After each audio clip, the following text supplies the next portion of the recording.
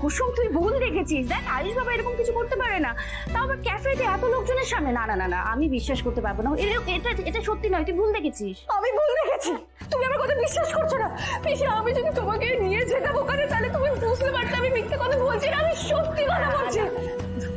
আমার কথাটা শোন, দেখ আমরা সবসময় খালি চোখে যেটা দেখি সেটা সত্যি নাও হতে পারে। এটা সত্যি, এটা সত্যি পিসি। আমি নিজের চোখে ওই দুজন একে অপরের সাথে জড়িয়ে ধরতে দেখেছি।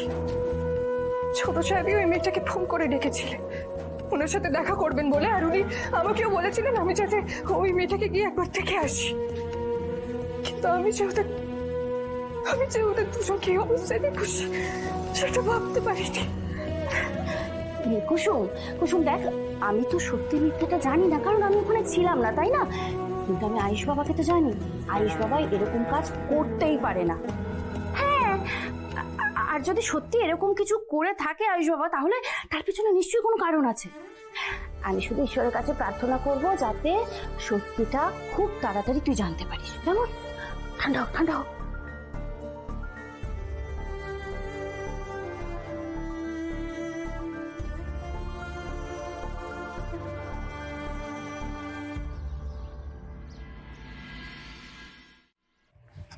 অনু, এই তুমি ব্যাগটা রেখে ভেতরে যাও, আমি দেখে নিচ্ছি। অনু তুমি বাড়ি চলে যাচ্ছ, বাড়ির সবাই ঠিক আছে তো? এই বাড়ি থেকে পাওয়া সমস্ত জামা কাপড় সমস্ত গয়নাগাটি আলমারিতে রাখা আছে। এই নাও, এই নাও চাবিটা ধরো, অন্য কাউকে দিতে তোমার কাজে লাগবে। অনু অনু শোনো শোনো শোনো, মানে কি বলছো তুমি? আমি অন্য কাউকে গয়নাগাটি দিতে যাবো কেন? চুপ করো ঈশান, একদম নাটক করবে না। তোমার তো এখন ভেবেই খুশি হচ্ছে আমি এই বাড়ি থেকে চলে যাচ্ছি। এখন তুমি যার সঙ্গে ইচ্ছা দেখা করবে, যার সঙ্গে ইচ্ছা যা খুশি তাই করবে। শোনো, আজ থেকে না তোমার আর আমার রাস্তা আলাদা। ছাড়ো আমার। আরে অনু, ব্যাগটা ছাড়ো, ব্যাগটা ছাড়ো, ছাড়ো ছাড়ো ছাড়ো বলছি, ব্যাগটা ছাড়ো। অনু শান্ত হও, অনু শান্ত হও, তারপর সবটা শুনছি। আমার সব মাথার উপর থেকে বেরিয়ে যাচ্ছে, কোনো একটা মিসআন্ডারস্ট্যান্ডিং হয়েছে। তুমি তুমি ব্যাগটা দাও আমাকে, তুমি বাড়ি চলো। আমাকে ছোঁয়া স্পর্ধা একদম করবে না। আমি নিজেও জানি না আমি কি থেকে কি করে বসবো। ঈশান আমার পথ ছাড়ো, আমি তোমার সাথে একটাও কথা বলতে চাই না। আরে অনু, আমার কথা শোনো অনু। ঠিক আছে ঠিক আছে, তুমি রেগে আছো, ঠিক আছে, ব্যাগটা ধরো। তুমি রেগে আছো ঠিক আছে, কিন্তু কেন রেগে আছো সেটা তো বলো। তুমি যখন বুঝতে পারছো না তাহলে সেটাও আমাকে বোঝাতে হবে। আজ সকালবেলা তুমি কোন মেয়ের সাথে দেখা করতে গেছিলে? আমি সব জানি, ওই মেয়েটার সাথে তোমার সম্পর্ক আছে। তুমি আবার নিজের পুরনো স্বভাবে ফিরে গেছো। এইসব জানার পরও তুমি কি ভেবেছো আমি তোমার সাথে থাকবো? এক মুহূর্ত আমি থাকবো না তোমার সাথে। না না না অনু, আমি তোমার দিব্যি না, তুমি ছাড়া আমার জীবনে কেউ নেই, বিশ্বাস করো অনু, তোমার দিব্যি। তাহলে রাস্তার ধারে ওই মেয়েটার হাত ধরে তুমি বাইকে বসিয়ে নিয়ে গেলে কেন? তার জন্য আবার তুমি পোশাক বেছে দিচ্ছ। ওই আমার জন্য তো তুমি কোনোদিন শাড়ি বেছে দাওনি। এই রে, কি করি? অনুকে কি করে সবটা বোঝে? ভাইদের সিক্রেট আমি কোনোভাবেই অনুকে বলতে পারবো না। আর যতক্ষণ অনু সেটা না জানছে, ও বুঝবে না আসলে আমরা কি করছি।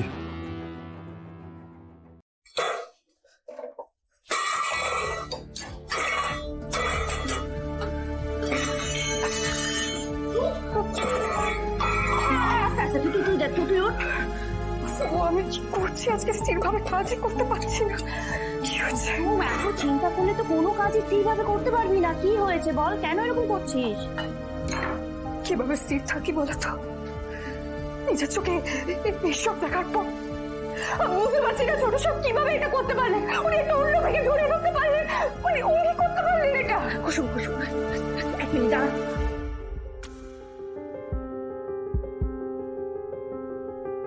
কুসুম কি করছিস? কেন এত জোরে কথা বলছিস? কেউ যদি শুনতে পায় কি হবে বলতো? তুই একটা কাজ কর, তুই না ঘরে যা, ঘরে গিয়ে রেস্ট কর। দেখ তোর মাথা ঠিক নেই। তোমার কি লাগছে আমি যদি ঘরে যাই তাহলে আমি শান্তি পাবো? আমি যেখানেই যাই না কেন আমি নিজের চোখের সামনে এইসবই দেখবো। এই সব কিছুর জন্য না তুই দায়ী কুসুম। হ্যাঁ দেখ, সত্যিটা তো কেউ জানে না, তাই কেউ না কেউ এসে তার সুযোগটা নেবে। দেখ তোর যদি এটা ভালো না লাগে তাহলে তুই আয়ুষ বাবাকে গিয়ে বল যে লোগো চোখ দুটো আসলে তোর। কিন্তু না, তুই তো সেটা বলবি না, কারণ তুই প্রচন্ড জেদি। তুই আয়ুষ বাবাকে সত্যিটা বলবি না। এবার আয়ুষ বাবা যদি কারোর পাল্লায় পড়ে তাহলে তুই আয়ুষ বাবাকে দোষারোপ করবি। কেন রে? তুমিও ছোট সাহেবের পক্ষ নিচ্ছ তো? বেশ, না ওনার পক্ষ। আমি কারোর পক্ষ নিচ্ছি না, বিশ্বাস কর। কিন্তু তোকে তো এটা জানতে হবে, মানতে হবে যে এখন সত্যিটা আয়ুষ বাবার সামনে আসা প্রয়োজন। দেখ কুসুম, পরিষ্কার কথা বলছি, হয় তুই আয়ুষ বাবাকে সত্যি কথাটা গিয়ে বলবি, আর নয়তো যা হচ্ছে সেটা মেনে নিবি চুপচাপ, বুঝেছিস?